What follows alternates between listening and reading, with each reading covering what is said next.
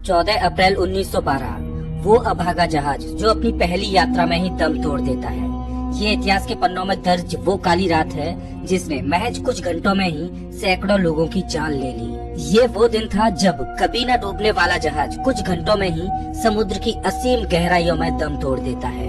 दम तोड़ देते हैं वे 1500 लोग जिनका कसूर बस इतना था कि उन्होंने उस समय के सबसे आलीशान और महंगे जहाज में सफर करने का निर्णय लिया था। उस रात आखिर टाइटैनिक के साथ क्या हुआ था? आखिरकार कैसे 1200 दिनों में बनाए जाने वाला टाइटैनिक जहाज महज 2.5 घंटों में डूब गया?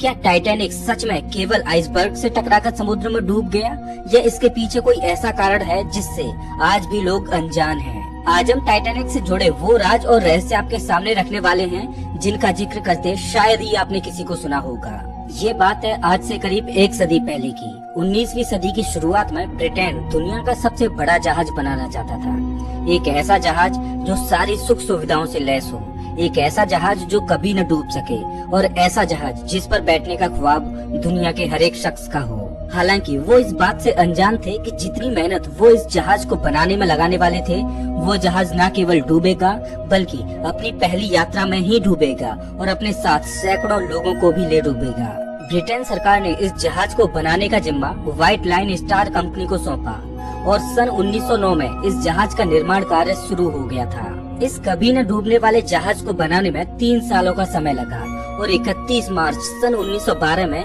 ये बनकर पूरे तरीके से तैयार हो गया। इस जहाज को बनाने में $7.5 मिलियन यानी कि आज के समय के हिसाब से देखें तो लगभग $200 मिलियन का खर्च आया था। टाइटैनिक को बनाने में उस समय की सबसे आधुनिक टेक्नोलॉजी का प्रयोग किया गया था। ब्रिटेन सरकार चाहती थी कि टाइटैनिक को टक्कर देने वाला कोई जहाज बन ही ना सके और इसीलिए इसे इतना आलीशान और आधुनिक बनाया गया जिसकी कभी किसी ने कल्पना ही नहीं की थी। ये जहाज अपने समय के बाकी अन्य जहाजों से आधुनिकता, आकार और ऐशो आराम जैसे सभी मामलों में काफी आगे था। 3 सालों में 3000 वर्कर्स के साथ बनाया गया ये जहाज सच में ही अद्भुत था। हालांकि आपको ये जानकर हैरानी होगी कि इसे बनाते बनाते 7 लोगों की मृत्यु हो गई और 40 लोग गंभीर रूप से घायल भी हुए थे। टाइटैनिक का कुल वजन 46,000 टन जितना था और ये 882 फीट लंबा था, इतना लंबा कि इसके अंदर 3 फुटबॉल फील्ड समा सकते हैं। अगर इसे वर्टिकली खड़ा कर दिया जाता तो ये उस समय मौजूद सबसे ऊंची इमारत से भी ज्यादा ऊंचा होता। इसका इंटीरियर बेहद खूबसूरत था। इसके अंदर स्विमिंग पूल और जिम भी थे। टाइटैनिक को फर्स्ट क्लास, सेकंड क्लास और थर्ड क्लास रूम्स में विभाजित किया गया था। फर्स्ट क्लास के रूम्स में dining saloon, reception room, restaurant, reading व writing room, smoking room, cafe के साथ और अन्य तरह की सुविधाएं भी थी।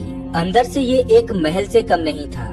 यहाँ सीढ़ियों के साथ गुम्बद की शेप में रूम्स भी थे जो पुराने समय में राजा रानियों के महलों जैसे ही थे। यात्रा करने के लिए टाइटैनिक के फर्स्ट क्लास रूम की टिकट 2.7 लाख, सेकंड क्लास की टिकट 1 लाख और थर्ड क्लास रूम की टिकट 2000 रुपए थी।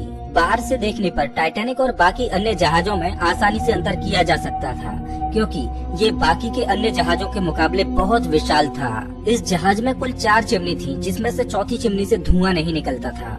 इस चिमनी को लगाया गया था जहाज को खूबसूरत बनाने व स्थिरता प्रदान करने के लिए। टाइटैनिक को चलाने के लिए हर दिन 600 टन कोयले की जरूरत पड़ती थी जिसके लिए उस समय 176 लोगों को काम पर रखा गया था।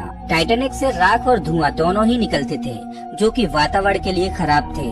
टाइटैनिक को इतने ज्यादा कोयले की जरूरत पड़ रही थी कि कोयले की कमी ही होने लग गई। इसी वजह से व्हाइट लाइन स्टार कंपनी द्वारा बनाए गए 2 अन्य जहाजों की यात्राओं को रद्द करना पड़ गया। टाइटैनिक में सेफ्टी का पूरा ध्यान रखा गया था। इतने बड़े और मजबूत टाइटैनिक का निचला हिस्सा 16 अलग अलग वाटर टाइट कंपार्टमेंट से बनाया गया था।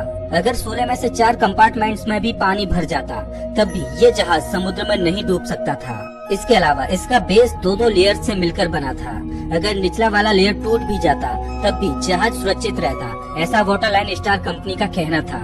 टाइटैनिक के इन्हीं 2 सेफ्टी फीचर्स के कारण उसे द अनसिंकेबल शिप यानी कि कभी न डूबने वाला जहाज कहा जाता था। टाइटैनिक की कहानी शुरू होती है 10 अप्रैल 1912 को। इसी दिन टाइटैनिक अपनी पहली यात्रा पर निकला था। टाइटैनिक जहाज का प्रचार बेहद जोरों शोरों से किया गया था, इसीलिए यात्रा से पहले इसकी एक झलक देखने के लिए ही हजारों लोग समुद्र के किनारे एकत्रित हुए थे। 10 अप्रैल 1912 को 924 यात्रियों के साथ टाइटैनिक साउथहैम्पटन से न्यूयॉर्क के लिए रवाना हुआ। 42 किलोमीटर प्रति घंटे की रफ्तार से ये 10 अप्रैल को ही शाम के समय चेरबर्ग पहुंचा। चेरबर्ग से 274 यात्रियों को लेकर टाइटैनिक 11 अप्रैल को आयरलैंड के क्वींस टाउन पहुंचा, जहां से 123 और यात्री टाइटैनिक पर बैठे और यहां से जहाज सीधा न्यूयॉर्क के लिए रवाना हुआ। जहाज अपनी फुल स्पीड 40 किलोमीटर प्रति घंटे की रफ्तार से यात्रा कर रहा था। आयरलैंड से न्यूयॉर्क जाते जाते टाइटैनिक को रास्ते के बीच आइसबर्ग होने की चेतावनी मिलने लगी, लेकिन जहाज के कैप्टन स्मिथ इन चेतावनियों को नजरअंदाज करते रहे। दरअसल ऐसा कहा जाता है कि व्हाइट लाइन स्टार कंपनी के चेयरमैन ने कैप्टन स्मिथ को कहा था कि जहाज की गति को धीमा न किया जाए, ताकि जहाज एक दिन पहले ही अपनी मंजिल तक पहुंच जाए। और टाइटैनिक विशालता और भव्यता के साथ साथ अपनी रफ्तार के कारण भी सुर्खियों में आ जाए। आइसबर्ग की पहली चेतावनी मिलने के बाद जहाज की डायरेक्शन को 2 बार मोड़ा गया, लेकिन इसकी गति को कम नहीं किया गया।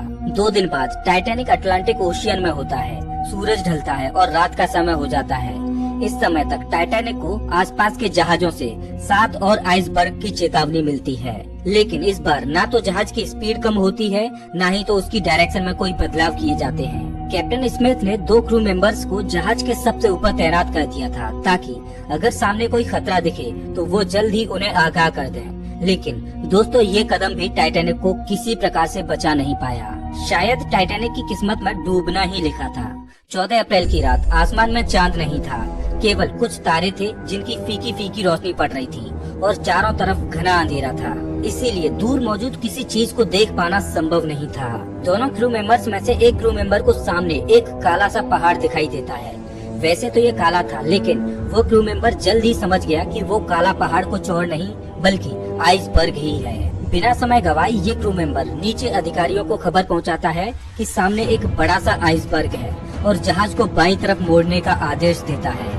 ये खबर सुनते ही नीचे के अधिकारी विचलित हो जाते हैं और जितनी जल्दी हो सके उतनी जल्दी जहाज को बाईं ओर मोड़ने की कोशिश करते हैं। लेकिन जब तक आइसबर्ग मिलने की चेतावनी मिली तब तक बहुत देर हो चुकी थी। सभी प्रयासों के बावजूद जहाज आइसबर्ग से टकरा गया।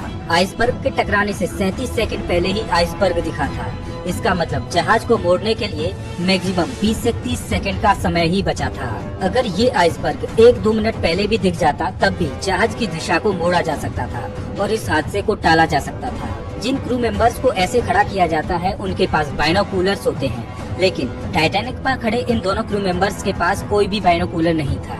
बाइनोकुलर्स होते तो आइसबर्ग का पता जल्दी चलता और इस दुर्घटना को आसानी से टाला जा सकता था। हालांकि अंत में आइसबर्ग से टकराव हो ही गया।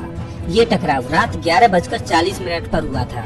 आइसबर्ग का टकराव टाइटैनिक के फ्रंट साइड में दाहिने व निचले हिस्से में हुआ था। इसी कारण टाइटैनिक के बेस के स्टील प्लेट्स में खरोंच आ गई और उसके वाटर टाइट कंपार्टमेंट में पानी भरने लग गया। 16 में से 6 वाटर टाइट कंपार्टमेंट्स जो फ्रंट राइट साइड में थे उनमें पानी भर गया। आइसबर्ग से टाइटैनिक का टकराव इतना जोरदार था कि आइसबर्ग के कुछ टुकड़े टकराकर जहाज पर भी गिर गए थे। अगर टाइटैनिक के 4 कंपार्टमेंट्स में पानी भर जाए तो शायद जहाज चलता रहता और उसे कोई दिक्कत नहीं होती, लेकिन यहाँ पर तो 6 कंपार्टमेंट्स में पानी भर गया था। जहाज के ऑफिसर समझ जाते हैं कि अब ये जहाज, जिसे वे अनसिंकेबल कहते हैं, वो अब डूब जाएगा। खतरे को देखते हुए कैप्टन स्मिथ ने आदेश दिया कि लोगों को लाइफ बोट के जरिए शिप के बाहर निकाला जाए। हालांकि इम्पैक्ट के शुरुआती कुछ समय तक ज्यादातर लोगों को यही लग रहा था कि ये जहाज नहीं डूबेगा, क्योंकि उन्होंने एडवर्टाइजमेंट्स में अनसिंकेबल नाम सुन रखा था। यही कारण था कि शुरुआत में लोग ज्यादा डरे हुए नहीं थे और भगदड़ भी नहीं मची थी। लेकिन जैसे जैसे समय बीता वैसे ही परिस्थितियां खराब होने लग गयीं। एक और सबसे बड़ी परेशानी ये थी कि जहाज में जरूरत या कहें कि फुल कैपेसिटी में लाइफ बोट्स मौजूद नहीं थी। एक लाइफ बोट में 65 लोगों की जगह थी और जहाज पर कुल 20 लाइफ बोट्स थे। मतलब कि ज्यादा से ज्यादा 1300 लोगों को ही जहाज के बाहर निकाला जा सकता था। वहीं कुल 2200 यात्री जहाज पर मौजूद थे। लेकिन दोस्तों, यहाँ पर भी लोगों की एक बड़ी लापरवाही देखने को मिली। शुरुआत में लाइफ बोट्स पर ज्यादा लोग चढ़ने को तैयार ही नहीं थे। लोगों को ये लग रहा था कि ये जहाज नहीं डूबेगा, इसीलिए शुरुआत में लाइफ बोट्स अपनी फुल कैपेसिटी के साथ नहीं निकले। धीरे धीरे जब जहाज में पानी भरने लगा तब लोगों को एहसास हुआ कि ये जहाज अब डूब सकता है और इसी के बाद लोगों के बीच भगदड़ मच गई। ज्यादा से ज्यादा लोग अब लाइफ बोट पर जाने के लिए लड़ रहे थे। बच्चों और महिलाओं को पहली प्रायोरिटी दी गई और सबसे पहले इन्हें ही निकालने पर जोर दिया गया। कुछ लोगों ने अपनी मृत्यु को स्वीकार भी कर लिया। वे जहाज में ही स्थिर बने रहे और मृत्यु का इंतजार करते रहे। कहा जाता है कि म्यूजिशियंस का एक ग्रुप जहाज डूबने के समय भी आराम से म्यूजिकल इंस्ट्रूमेंट्स बजा रहा था, ताकि मरने वाले लोग अपने अंतिम समय में थोड़ी खुशी के साथ मरें। धीरे धीरे जहाज के कंपार्टमेंट्स में पानी भरने लग गया, जिससे जहाज का अगला हिस्सा पानी में डूबने लगा और पिछला हिस्सा ऊपर की ओर खड़ा हो गया। रात के 2:20 पर वो समय आया जब जहाज बीच से टूट गया और 2 हिस्सों में बट गया। इसके बाद पल भर में ही जहाज के दोनों हिस्से पानी में डूब गए। कभी न डूबने वाला जहाज महज 2 घंटे 40 मिनट में पूरी तरह से अटलांटिक महासागर की गोद में समा गया। इस घटना से पहले तकरीबन 700 लोगों को लाइफ बोट से निकाला जा चुका था और लगभग 1500 लोग जहाज के साथ पानी में डूब गए। समुद्र के पानी का तापमान 2 डिग्री सेल्सियस था। जो लोग तैरकर कुछ घंटे जिंदा रह सकते थे, वे लोग भी इतने ठंडे पानी में अपना दम तोड़ देते हैं और देखते ही देखते 1500 लोगों की दुखद मृत्यु हो जाती है। जहाज को तो बचाना शायद नामुमकिन था, लेकिन अगर टाइटैनिक पर सही मात्रा में लाइफ बोट्स मौजूद होते तो सभी लोगों को यकीनन बचाया जा सकता था। कैप्टन स्मिथ को जहाज पर मौजूद लोगों की संख्या पता थी, लेकिन फिर भी उन्होंने पर्याप्त लाइफ बोट्स का इंतजाम जहाज पर नहीं कर पाया था। शायद इसीलिए क्योंकि उन्हें लगता था कि ये जहाज कभी डूब ही नहीं सकता। कैप्टन स्मिथ खुद इस घटना में नहीं बच पाए थे। कुछ लोगों के अनुसार उनकी मृत्यु पानी में डूबने से हुई थी, तो कुछ ये मानते हैं कि उन्होंने खुद को गोली मारकर आत्महत्या कर ली थी। खैर सच क्या है ये तो किसी को नहीं पता, लेकिन टाइटैनिक डूबने के बाद शुरुआती न्यूज़पेपर्स में ये गलत खबर छापी गई थी कि टाइटैनिक डूबा तो है, लेकिन किसी की मौत नहीं हुई। 2 दिन बाद ही खबरें आती हैं कि लगभग 1500 लोग इस घटना में मारे गए। खैर इसके अलावा इस दुर्घटना के बाद समय समय पर सवाल भी उठते रहे कि आखिरकार इतना मजबूत और शक्तिशाली जहाज कैसे महज एक आइसबर्ग के टकराने से डूब गया। उस समय की सबसे उम्दा टेक्नोलॉजी से बना जहाज एक आइसबर्ग के इम्पैक्ट को क्यों नहीं झेल पाया। दुर्घटना के बाद इस विषय पर काफी रिसर्च की गई और रिसर्चर्स को जो पता चला उसने सभी के होश उड़ा दिए। रिसर्चर्स को पता चला कि टाइटैनिक के डूबने की असली वजह महज वो आइसबर्ग नहीं बल्कि वो आग भी थी जो टाइटैनिक के बेस या कहें कि निचले हिस्से में लगी हुई थी। ये आग टाइटैनिक के समुद्र में यात्रा करने के पहले से ही लगी हुई थी।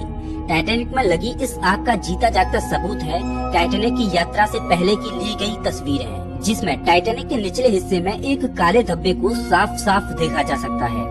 ये काला धब्बा कुछ और नहीं बल्कि लगी हुई आग का ही निशान था। इस धब्बे को सबसे पहली बार एक जर्नलिस्ट ने नोटिस किया था और जब उस जर्नलिस्ट ने रिसर्चर्स को इसके बारे में बताया और जब इस पर रिसर्च की गई तो पता चला कि वो धब्बा जहाज के अंदर लगी आग का ही नतीजा रहा होगा। रिसर्चर्स का कहना है कि बेस में लगी इस आग ने जहाज के बेस को 70 से 75% तक कमजोर कर दिया होगा। इत्तेफाक की बात तो ये थी कि जिस जगह पर ये धब्बा था उसी जगह पर आइसबर्ग टाइटैनिक से टकराया था और क्योंकि वो जगह कमजोर थी इसीलिए उसमें आसानी से छेद हो गया होगा, जिससे समुद्र का पानी जहाज के वाटर टाइट कंपार्टमेंट्स में घुस गया और जहाज डूब गया।